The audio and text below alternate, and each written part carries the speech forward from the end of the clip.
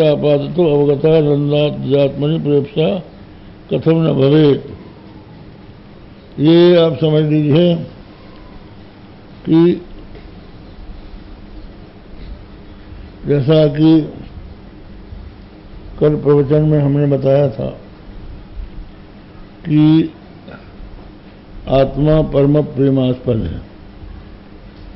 सबसे अधिक प्रेम मनुष्य का अपनी आत्मा से होता है, अपने आप से होता है। अपने आप को ही आत्मा कहते हैं। तो सबसे जो हमारा प्रेम है वो आत्मा के नाते है। आत्मा के हित के कारण हम सबसे प्रेम करते हैं। अगर कोई आत्मा का अहित कर ले तो उसे प्रेम समाप्त हो जाता है। तो जो परम प्रेमास्पद है, जिससे हमारा प्रेम है, उसके मिलने पर सुख होता है। तो जो प्रेम थोड़ा बहुत होता है कई संसार के लोगों में, प्रेम अप्रेम में परिवर्तित हो जाता है। हमारे गुरु जी महाराज से ब्रह्मानंद जी, तो ब्रह्मानंद जी जगत गुरु शंकराचार्य जी ज्योतिष पीठाधीश्वर थे। तो शंकराचार्य लोग जो हैं चांदी सोने के सिंहासन में बैठते हैं और बड़ा ठाट बाट रहता है। तो एक सेठ उनके यहाँ गया। उस सेठ ने कहा कि महाराज, हमने महात्मा अनेक देखे, लेकिन रागी सबको पाया, विरागी कोई नहीं मिला। उसका आक्षेप उन्हीं पर था कि ये महात्मा का रूप तो बनाए हुए लेकिन रागी हैं। कि चांदी सोना चमड़ छत्र की जरूरत क्या है। तो गुरु जी बोले कि हमने भी बहुत से गृहस्थ विरक्त देखे, लेकिन विरागी सबको पाया, रागी किसी को नहीं पाया। तो उसने पूछा कि इसका क्या मतलब है। बोले रागी वो है जिसका राग किसी भी हालत में न छूटे। जिससे हमारा आज प्रेम है, कल उससे दुश्मनी हो जाती है। जिस वस्तु को हम अच्छी समझते हैं, कल उसी से नफरत हो जाती है। आज भाती है, कल नहीं भाती। तो सभी तो विरागी हैं। रागी वो है जिसका राग कभी न छूटे। तो ऐसी कौन सी वस्तु है जिससे राग नहीं छूटता? वो अपने आप से है।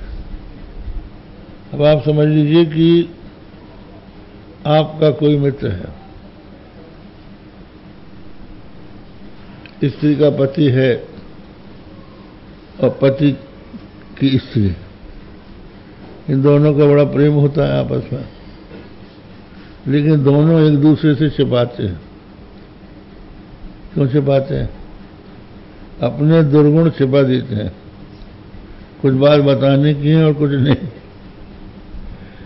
अपना मित्र है, मित्र में बड़ी घनिष्ठता होती है। हम अपने सबकी मन की बात कह देते हैं उससे, लेकिन कुछ बातें और उससे भी छिपा के रखते हैं, क्योंकि कभी नाराज हो जाए और पोल खोल दे। इसलिए भाई इससे ये बात पर बताओ। तो सबको दूसरे से कुछ ना कुछ आशंका रहती है, क्योंकि प्रेम उसका घट सकता है। लेकिन हम अपने दोष जानते हैं, गुण भी जानते हैं, दोष भी जानते हैं, लेकिन अपने से हम नफरत कहाँ करते हैं? अपने दोषों का वर्णन कहाँ करते हैं? तो इसका मतलब है कि आत्मा से हमारा ऐसा प्रेम है जो किसी हालत में नहीं घट सकता। तो वो जो प्रेम है वो निरतिशय प्रेम है। तो जिससे प्रेम निरतिशय होता है उसमें हमारा, उससे ही हमको सुख होता है। सुख और प्रेम दोनों एक ही जगह हैं। ऐसे ही हम सुख के लिए सबसे प्रेम करते हैं, सुख से प्रेम किसी और के लिए नहीं करते हैं। तो जो लक्षण आत्मा का है वही लक्षण सुख का है। तो आत्मा सुख स्वरूप है। तो जैसे आत्मा परम प्रेमास्पद है, उसी प्रकार सुख भी आत्मा का स्वरूप होने के कारण सबसे बड़ा है। तो वो निरतिशय सुख है। ये तो युक्ति से सिद्ध हो गया, सत्संग से। और फिर उसके बाद श्रुति के वचन सुना उसने कि परमानंद की प्राप्ति जो है आत्मज्ञान से ही होती है, ब्रह्म ज्ञान से ही होती है। तो उसके मन में प्रेरणा हो जाती है कि ऐसा आत्मज्ञान प्राप्त करना चाहिए और उसी से हमारे दुखों का छुटकारा होगा, परमानंद की प्राप्ति होगी। तो मुमुक्षा बन जाएगी, मुमुक्षा बन जाएगी तो गुरु की शरण में जाएगा। बस।